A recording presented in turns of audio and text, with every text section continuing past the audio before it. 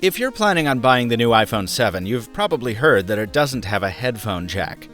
While you could fiddle with adapters or deal with a proprietary connector to take in your tunes, you might consider going wireless with your headphones. And if you do, you should also consider these. I'm Michael Fisher, and this is the FIIL Diva Pro, the most futuristic wireless headset you'll see today.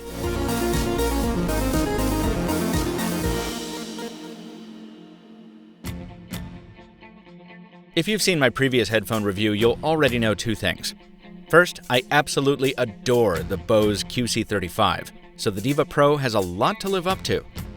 And second, I'm not what you might call an audiophile, so when I test headphones, I focus more on features and the overall experience. In that arena, the Diva Pro has a lot to offer. The table stakes are all covered. The headset weighs less than half a pound, the synthetic leather ear cushions are very comfortable, and the set looks great. Next to the charging port and buttons, there's a 3.5mm headphone jack if you want to bypass Bluetooth and go wired. And my new favorite feature is here, active noise cancellation. FIIL claims a 28 decibel reduction in background noise when it's turned on, but that seems like a stretch. That's 36% better sound suppression than what the QC35 is capable of, and I think the Bose product is the better noise canceller by a hair. I do like that you can toggle the Diva Pro's noise cancellation on and off, though, and even tweak it. There's a monitoring mode that lets some frequencies in, so you don't feel so isolated in public, a wind mode to combat breezy days, and an open mode that actually amplifies your surroundings. As for the sound itself, it's crisp and quite lovely. FIIL makes a lot of claims about adding width, height, and depth to music. I don't know about any of that, but there's no denying that I've been able to hear more detail in some tracks than with the crappy earbuds I used to wear. Where the Diva Pro goes next level is in its interface. Instead of fiddling with the buttons to control the phones, all you need to do is swipe. Forward or back changes the track you're listening to, while up or down controls the volume. You can also use your voice to tell the headset which track you want to play. And get this, if you're listening to music and take the headphones off, the song automatically pauses. And when you put them back on, it resumes. This is my favorite kind of innovation, the kind of feature that you only need to use once to wonder why it's not in every other product.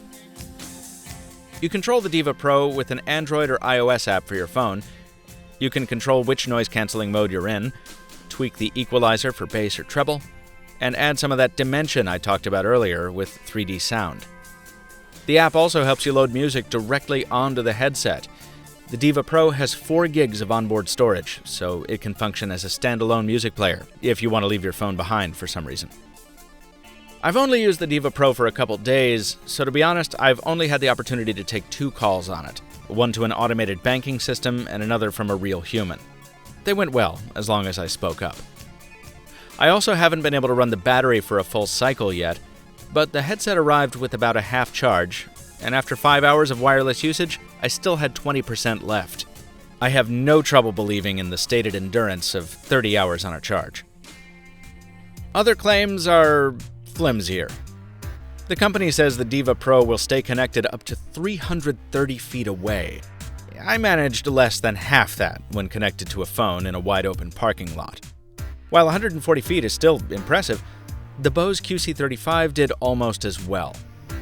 And indoors, the Diva Pro is nothing special. It's basically the same as any other Bluetooth headset. After 30 feet, give or take, it's kind of useless.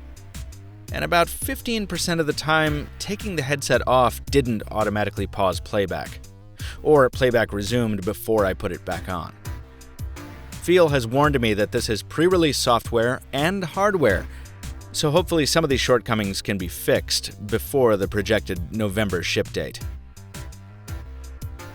The FIIL Diva Pro is a Kickstarter project. At press time, backers have several discount options, and the final product should retail for around $300. So is it worth it? Well, even at full price, it's $50 less expensive than the Bose QC35 I love so much, and aside from lagging slightly in noise cancellation, the Diva Pro delivers comparable audio, while bringing more features and a hipper look to boot. So yeah, If I had it to do over again, there's a good chance I'd spring for this set, especially if I got in on the early bird pricing. The only thing that might hold me back, and the thing I'd most advise you to consider, is post-sale support. I'd rather put my faith in a 50-year-old company than one founded last year. As to whether there's any merit to that concern, well, only time will tell.